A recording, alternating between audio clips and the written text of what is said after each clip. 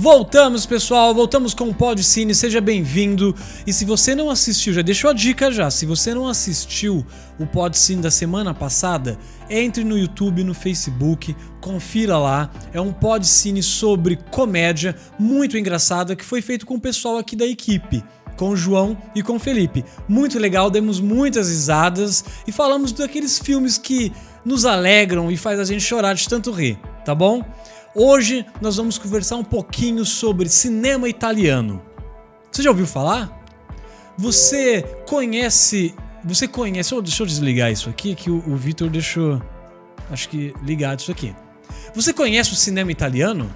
Não? Então você vai conhecer um pouquinho hoje. A nossa convidada sabe tudo sobre cinema italiano. É uma amante do cinema italiano. Lu, muito obrigada por estar aqui hoje. Agradeço a sua presença. Sei que você tem uma agenda super corrida, assim. E desde já tô agradecendo a sua participação aqui no Podcine. Eu que agradeço, Rodrigo. Eu agradeço você, agradeço ao Grupo Girassol.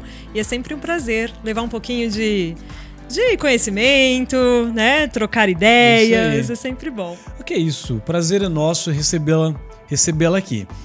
Lu, vou começar o seguinte. Eu sei que você trabalha com teatro. Sei que você faz um bom tempo que você faz teatro. Como que veio? Como que surgiu essa paixão em teatro na sua vida?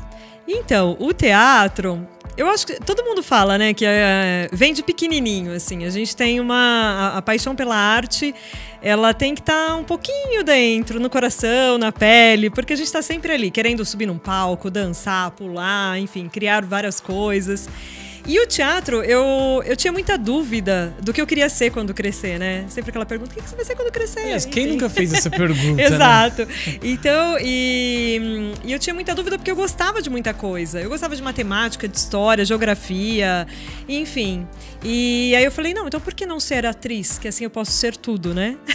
Isso foi muito a gente pode ser, no palco a gente pode ser tudo. Um dia você vai fazer um personagem, outro dia você vai fazer outro, aí você tá usando sua criatividade pra também fazer várias coisas, né? Até mesmo escrever, dirigir, enfim, né? Te dá N possibilidades.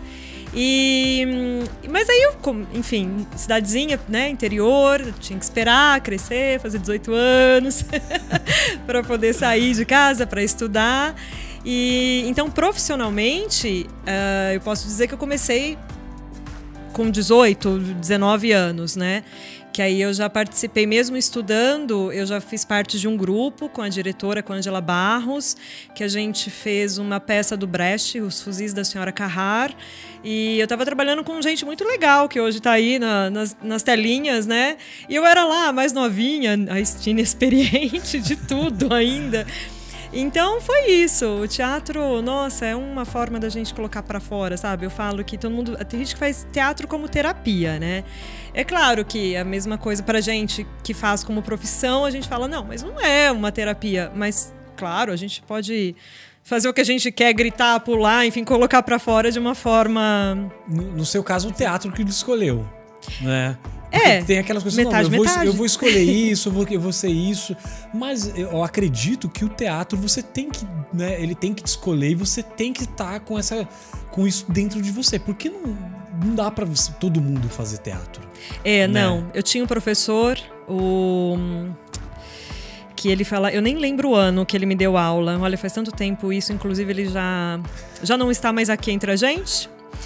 E ele falava assim que o teatro é como o mar, como as ondas, né? Pega tudo, depois ele faz uma seleção e joga de volta.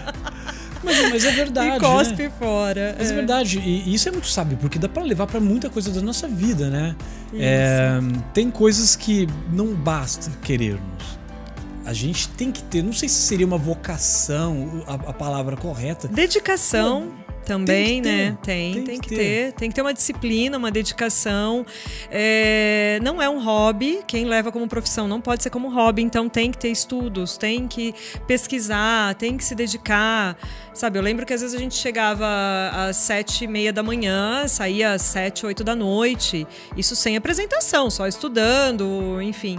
E ao mesmo tempo é legal porque não tem a rotina, né? Um dia você tá ali estudando como vai ser o figurino, outro dia fazendo expressão corporal, enfim, então isso também que é legal. E eu imagino que até uma peça que você vamos fazer essa peça todos os dias, né, de segunda a sexta. A cada dia que você faz essa peça, você vai apresentar ela de uma forma diferente. Sim. Né? É aquela história que a gente nunca atravessa um rio duas vezes, mesmo rio duas vezes. Eu acho que você não faz uma peça igual, sempre. Por mais que você tenha um texto, você decorou aquele texto, posso estar errado e você pode me corrigir a qualquer momento. Mas eu acho que você vai fazer aquela peça diferente. Não, mas com certeza, porque às vezes acontece algum imprevisto e aí a gente tem que improvisar, não tem? É o imprevisto com nós mesmos atores, é o imprevisto... Um sapato no olho, talvez. O sapato, da história. Eu contei aqui nos bastidores pra eles. Conta pra gente como é que é essa história, por favor. Então, a peça, a gente tava no Teatro Folha, em São Paulo. A peça era uma peça infantil, Sonhei com Charlie Chaplin. E uma das cenas era a loja, né? Um vendedor de sapatos, uma das cenas famosas do Chaplin. E a cliente, eu tava fazendo a cliente, uma cliente emburrada, meio ranzinza, assim. E eles iam colocando vários sapatos, porque eles tinham que vender no pé dessa cliente. Essa cliente, ela ia chutando, né? Os sapatos. E um desses sapatos que eu chutei, ele foi parar no olho do ator que tava fazendo o Chaplin. E eu não percebi. E ele terminou a peça, exato, com um olho, metade aberto e o outro... Imagina a força de vontade, né? Pra você... O sapato no olho, e mesmo assim ele terminou a peça. Terminou, gente. Ele foi, olha... E eu só fui saber depois, né? Porque você tá lá na adrenalina da peça e ele tava numa posição que eu não consegui ver muito, porque eu fui chutava vários, né? E já tinha feito aquilo tantas vezes, eu não esperava que aquilo fosse acontecer, né? Então, são os improvisos. Da improvisação. Foi... O teatro é legal por conta disso, né? Quando eu assisto algumas peças, se é pela primeira vez, a gente nunca sabe se aquilo tava realmente pra ser feito. Ou às vezes tem uma improvisação como essa, você não sabe, improvisou? Porque às vezes é tão rápido a sacada que aquilo parece ser da peça. Exato. Né? A não ser que seja um Rodrigo na vida, né? Ou a não ser que você que você goste muito e que você foi assistir 10 vezes a peça e você sabia exatamente. Eu falo isso porque quando eu dava aulas, nós íamos essas peças infantis, então nós íamos com uma turma às 15 horas, com outra turma às 17 e assistia várias vezes a mesma peça. Aí você ficava craque, decorava o texto do ator. Às vezes falava assim, se vocês precisarem, eu posso entrar no lugar ali e fazer a peça, de tanto que eu já assisti. Exato.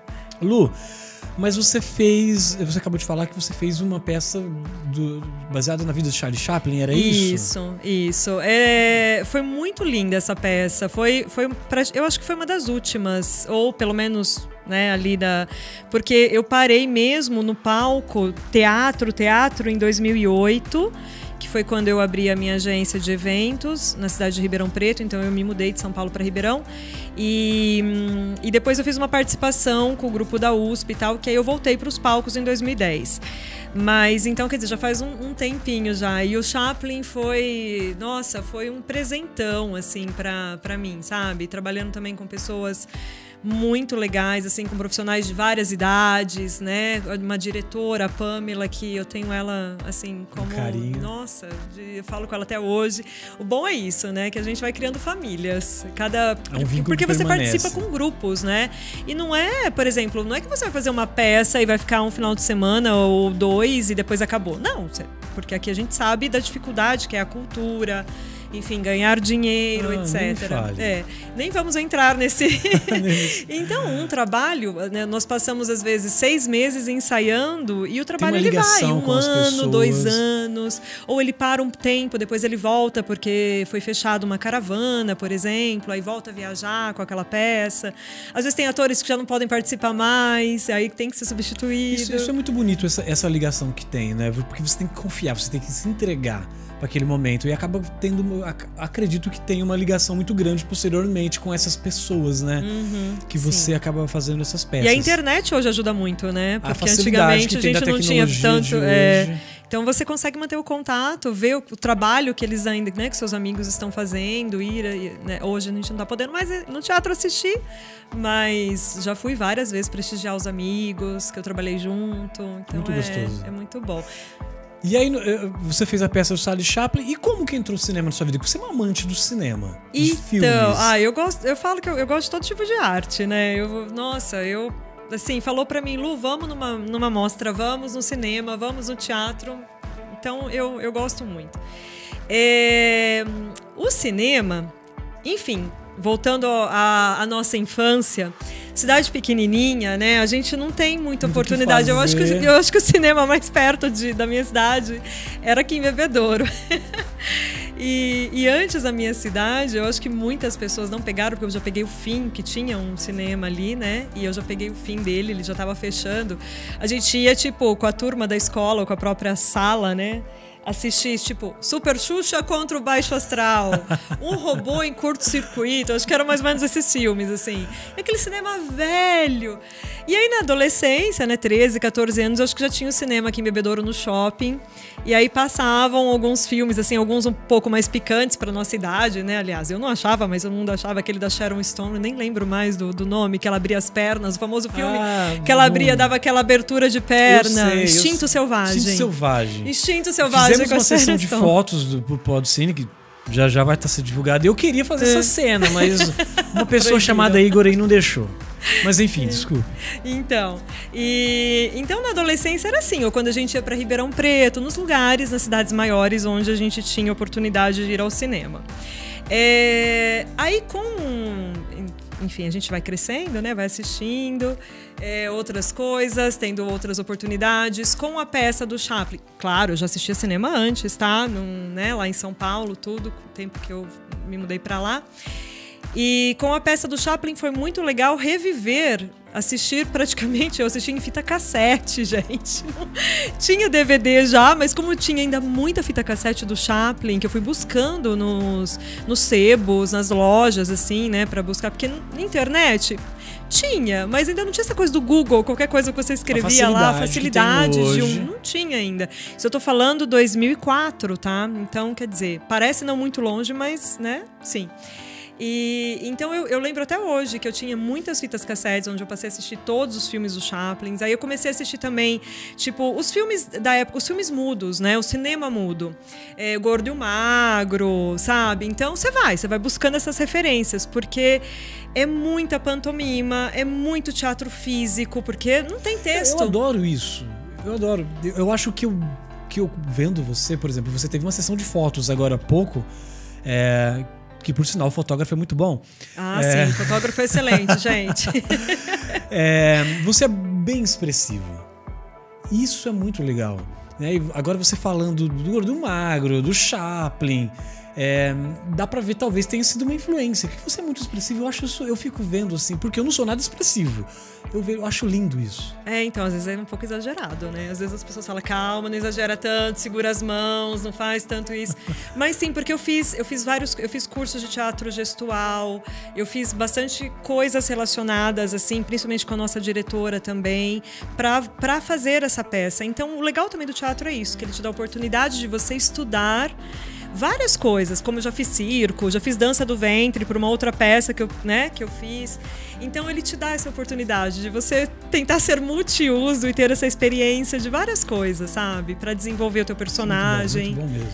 Então talvez seja isso. E também que vem da família italiana, né? Sabe, a gente fala com sai. Fala com as mãos, por exemplo. Exato. Então, faz assim, a gente faz vários gestos. Você acredita que eu não sabia esse gesto aqui, assim? Eu tava assistindo uma série que tem na Netflix, chama Master of None, que é uma série linda, e tem na segunda temporada ele foi pra Itália. E aí tinha um menininho que explicava o que seria esse gesto, né, na Itália. E cara, eles são muito assim, né? De falar, de expressar, de mostrar. É interessante isso. Eu gosto bastante. Então, aí eu tenho que me conter um pouquinho, segurar um pouco as mãos. Não, mas é bom. Isso é ótimo. Então veio daí. Então, e aí nessa peça do Chaplin também, não só o cinema mudo, mas também a gente vai buscando algumas referências, né? E eu não tinha pensado em assistir Fellini, por exemplo, como referência para a peça do Chaplin. Mas um dos atores, o ator mais velho, mais experiente, o Louis, ele falou assim para mim, Lu, me veio um filme na cabeça que eu acho que você vai conseguir se inspirar muito na personagem para fazer uma das cenas aqui. Eu falei, qual filme? Ele falou, o do Fellini, Noites de Cabiria. Eu falei, ai, tá bom, vou buscar, né? Um filme de 1957. E aí eu busquei o filme, bom, aí entrou Fellini já também na história, né? Tem gente que não gosta, tem gente que gosta, a história é linda, é feita inclusive a atriz que fez a mulher dele. Eu acho que os diretores italianos, eles gostam de colocar as mulheres pra... como o Roberto Benigni, né, a mulher dele fez A Vida é Bela também com ele, o Fellini também trabalhava bastante com a mulher dele. Então eu também fui aí, eu assisti As Noites de Cabiria. E então aí passou, né? Tipo, cinema italiano. Aí você acabou se apaixonando, entrando no cinema italiano. Também, exato, também. E aí morando na Itália, depois, aí foi que para aprender o italiano também, gente, não tem coisa melhor do que para aprender uma língua do que você escutar, né? Assistir, escutar, tal. E aí eu me aventurava nesses filmes que, por exemplo, igual a gente tem esses filmes aqui feitos para o Brasil, às vezes uma comédia, ou que, enfim, de uma discussão de tipo da social que está acontecendo no país, tal. Todo país algo seria mais interno, por exemplo. Nós temos os filmes que não são tão divulgados, por exemplo, Cabras da Peste, um filme que tem brasileiro que fala um pouco mais dessa cor do Nordeste. Teria os filmes italianos. Exato. Que é mais aquele Exato. público. Sabe os filmes durante o Natal, assim, os filmes de Natal? Então, aqui a gente não vai pro cinema no Natal. Lá sim. Lá dia 24 se vai pro cinema, gente. É muito engraçado. 24 de dezembro. E tem sempre os filmes que são lançados só pra essa época. Natal e Réveillon. E Ano Novo.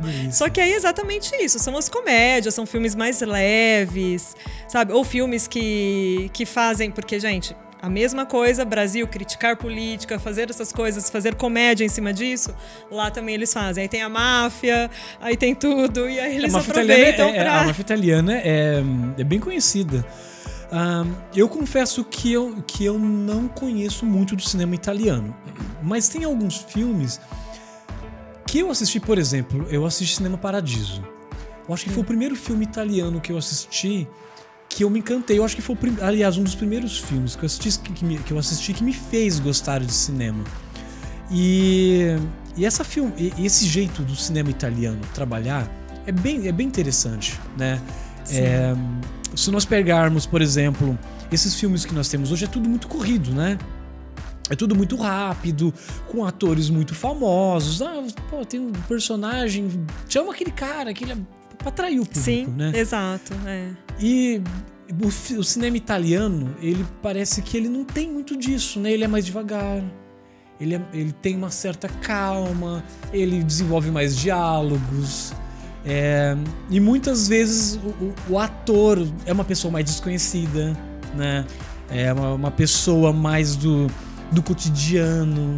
Isso é muito interessante. Isso é muito legal, muito gostoso. Mas eu também pensava, será que é porque também nós estamos assim, nós não moramos lá. Então da mesma forma que eles também não conhecem os atores. Eles conhecem, por exemplo, o daqui do Brasil, Wagner Moura, por causa da Tropa de Elite, entendeu? Então eles conhecem alguns atores aqui, mas aqueles que os filmes chegaram também lá, né? Ou a novela, mas também novela é um outro ator que eles lembram. Jogador de futebol não vou nem falar, porque aí sim. Aí mas é a mesma coisa. Então, provavelmente, como cantores tal, provavelmente, como chegam também para nós aqui alguns, para eles também, né? Lá dentro eles são famosos.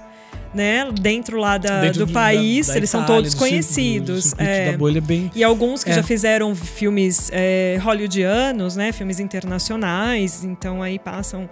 Mas a gente não pode nem deixar de falar, tipo, Sofia Loren, quem não conhece, né? A atriz italiana mais famosa que tem. Não tem como. Inclusive, tem esse último filme dela, agora que tá no Netflix. Traduziram em português Rosa e Momo. Que ela, depois, acho que mais de 10 anos que ela estava afastada. Inclusive, é dirigido pelo filho dela, o filme. Que bonito. E ela faz... Gente, que filme mais lindo. Lançaram ano passado, acho que final do ano passado. Então, quem tiver oportunidade... de assistir. Lindo, lindo. A história dela, uma ex-prostituta que agora toma conta dos filhos das amigas que ainda fazem os programas. E dentro dessas crianças, assim, no meio dessas crianças, veio um órfão imigrante, um negro senegalês. E então tem toda essa história, sabe? De tentar com amor, com afeto, e ela não era uma pessoa muito afetuosa. Então, imagina a Sophia Loren com mais de 80 anos, voltando aos cinemas e com uma história já que ao mesmo tempo tem o lado comédia, ao mesmo tempo tem um lado trágico, que, né, para eles, alguns países da Europa que viveram e vivem ainda muito forte a questão da imigração, através de uma fuga, né, pelos mares, por tudo. Então é bem, quem passou por isso sente na pele, assim. Então é bem chocante. Dos poucos filmes que eu assisti italianos, eu percebo que eles têm uma característica de ser bem... eu acho que a palavra não seria real, mas bem puxado mais pro drama, né? E geralmente não tem um certo final feliz. Nós pegamos alguns filmes hollywoodianos, por exemplo, que tem aquele arco do herói e no final ele vai ficar com a donzela, ele vai conseguir... Agora o cinema italiano, ele tem um arco assim, mais dramático, mais puxado pra vida real. É assim que acontece, isso é a vida. Tem um certo lirismo, né? Mas eu gosto muito disso. Gosto desse drama que traz... Porque, claro, né?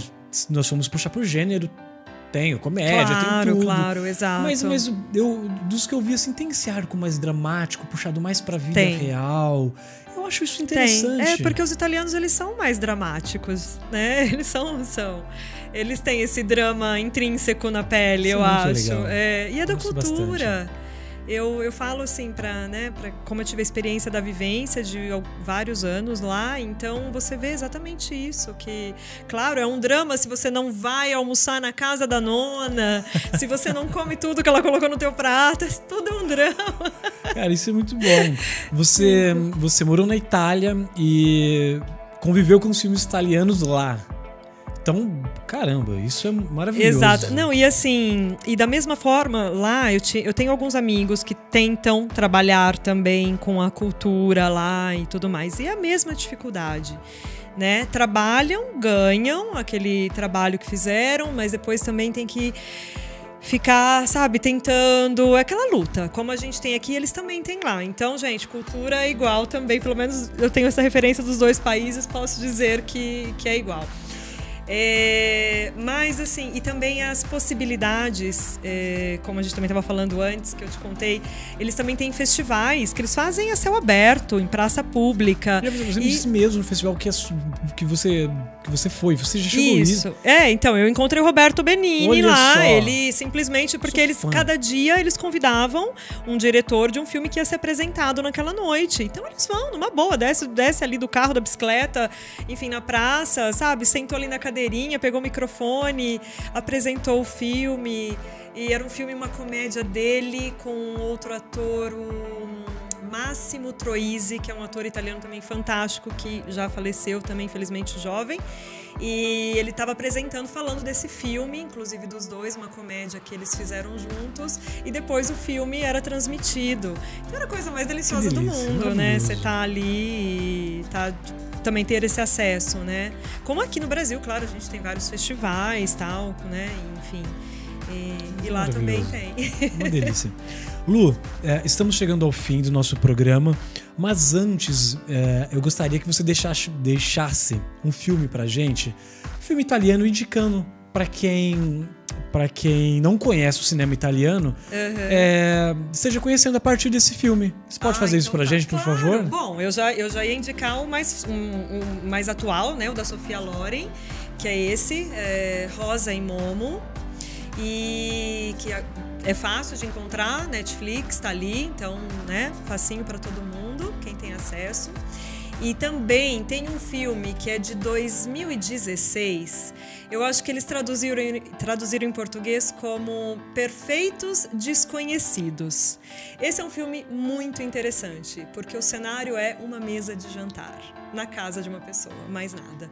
4 casais, aliás, 3 casais e um que não chegou com a namorada, numa mesa de jantar, e eles, através de uma história de um casal de amigos que tinham se separado por causa de uma mensagem de celular, resolvem fazer um jogo de todos deixarem o celular na mesa. Então, vocês já assistiram? Maravilhoso esse filme. Ai, gente, assistam. Fizeram uma versão em espanhol também. Eu assisti a versão em espanhol. Depois. Me desculpe. Assista Assisti italiano. a versão em espanhol e já achei maravilhoso. Pelo menos a história é lindíssima. Exato, porque o muito original é italiano.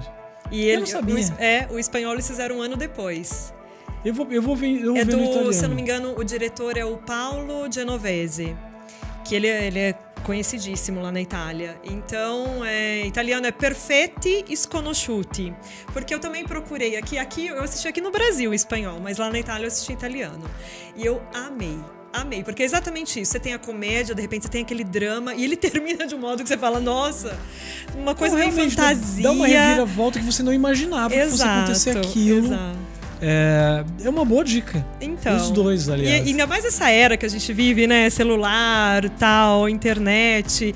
É muito interessante ver o que se passa, o que transforma alguma coisa que às vezes a gente não quer que o outro veja, né? Ou esconde como um segredinho. O pessoal aí que gosta de deixar o celular escondidinho não vai gostar muito desse filme, não. Mas o filme é lindo.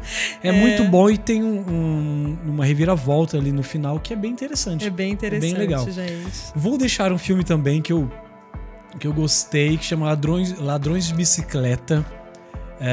Eu não vou saber pronunciar o nome dele. Eu acho que é Vittorio De Sica. Eu marquei assim, Vittorio De Sica.